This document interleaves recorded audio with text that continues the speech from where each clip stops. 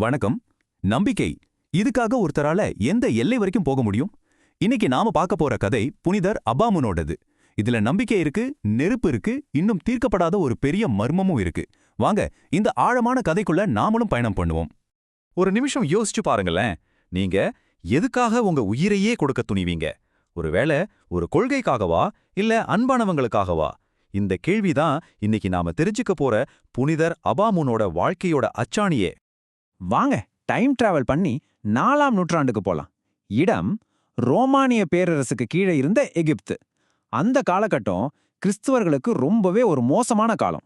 நீங்க ஒரு கிறிஸ்தவர்னு வெளியே சொன்னா போதும், அடுத்த நிமிஷம் மரண தண்டனை தான். சரியா, இப்படிப்பட்ட ஒரு பயங்கரமான சூழல்ல தான் நம்ம கதையோட ஹீரோ என்ட்ரி கொடுக்கறாரு. அவர் பேரு அபாமுன், தர்னூத் நகரத்தை சேர்ந்தவர். மத்தவங்கெல்லாம் பயந்து அவங்க நம்பிக்கையை மறைச்சிக்கிட்டு இருந்தப்போ இவர் மட்டும் தனக்கு முன்னாடி நடக்கிற கொடுமைகளை பார்த்துட்டு ரொம்பவே துணிச்சலான ஆனா அதே சமயம் ரொம்ப ஆபத்தான ஒரு முடிவை எடுத்தார். அப்போ யார் இந்த அபாமுன்? அவர் ஒரு காப்டிக் கிறிஸ்தவர். ஆனா மத்தவங்கள மாதிரி அவர் ஒளிஞ்சிக்கல, நேரா போனாரு. ரோமானிய அதிகாரிகளை நேருக்கு நேரா சந்திச்சாரு. நான் ஒரு கிறிஸ்தவன்னு ஆளுநர் முன்னாடியே தைரியமா சொன்னார். பாருங்க, அந்த ஒரு செயல்தான் ஒரு பெரிய சரித்திரத்தையே தொடங்கி வச்சுது. சரி, அப்படி தைரியமா சொன்னதுக்கப்புறம் என்ன ஆச்சு? அந்த ஒரு செயல் அவர் ஒரு பயங்கரமான பாதைக்கு கூட்டிட்டு போச்சு. அவரோட கடைசி நாட்கள் எப்படி இருந்துச்சுன்னு இப்ப வரிசையா பார்க்கலாம். இப்போ வில்லன் பக்கம் வருவோம். ஆளுநர் ஏரியானிஸ். அவனோட ஒரே குறிக்கோள் என்ன தெரியுமா? கிறிஸ்தவங்களை புடிச்சு சிஸ்டமேட்டிக்கா சித்திரவதை பண்ணி அவங்களோட மன உறுதியை நொறுக்கிறது தான். அவனோட சித்திரவதைங்க ரொம்ப கொடூரமா இருந்துச்சு. முதல்ல ஆரம்பிச்சது கடுமையான அடிகள்ல இருந்து. அடுத்து இரும்பு சீப்புகளை வச்சு அவரோட உடம்பே கிழிச்சாங்க.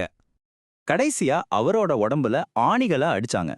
நினைச்சு பாருங்க, ஒவ்வொரு சித்திரவதைக்கும் பின்னாடி இருந்த ஒரே நோக்கம் அவரோட நம்பிக்கையை எப்படியாவது உடைக்கணுங்கிறது தான். ஆனா இங்கேதான் ஒரு ட்விஸ்ட். இவ்ளோ கொடுமைகளுக்கு பிறகும் அவரால் ஒண்ணுமே பண்ண முடியல. அபாமுன் தன்னோட நம்பிக்கையிலேருந்து ஒரு இன்ச்சு கூட நகரல. அவரோட இந்த மன உறுதியை பார்த்து வெறுத்து போன அந்த ஆளுநர் அவரை அடுத்த கட்ட தண்டனைக்காக அலெக்சாண்ட்ரியாவுக்கு அனுப்பிட்டான். அலெக்சாண்ட்ரியாவுக்கு போனதோட அபாமோட கதை முடிச்சிடும்னு நினைச்சிங்களா? இல்லவே இல்ல. அங்கதான் அவரோட கதை புதுசா ஆரம்பிக்குது. அவரோட தைரியம் மத்தவங்களுக்கு ஒரு பெரிய இன்ஸ்பிரேஷனா மாறுது. குறிப்பா சொல்லணும்னா, தியோஃபிலான்னு ஒரு இளம் பொண்ணு. அபாமோனோட தியாகம் அவ மனசுல ஒரு தீப்பொறிய பத்த வச்சது. ஒருத்தரோட தைரியம் எப்படி மத்தவங்களையும் தொத்திக்கும்னு சொல்றதுக்கு இது ஒரு சரியான உதாரணம். தியோபிலாவும் அபாமுன் போன அதே பாதையில போனாங்க. தனக்கு வரப்போற பயங்கரமான தண்டனையை பத்தி கொஞ்சம் கூட கவலைப்படாம அதை ஏத்துக்கிட்டாங்க.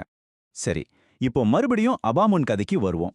இங்க தியோபிலாவுக்கு உத்வேகம் கொடுத்த அதே நேரத்துல அபாமுனோட சொந்த போராட்டமும் அதோட கொடூரமான கிளைமேக்ஸ நெருங்கிட்டு இருந்துச்சு.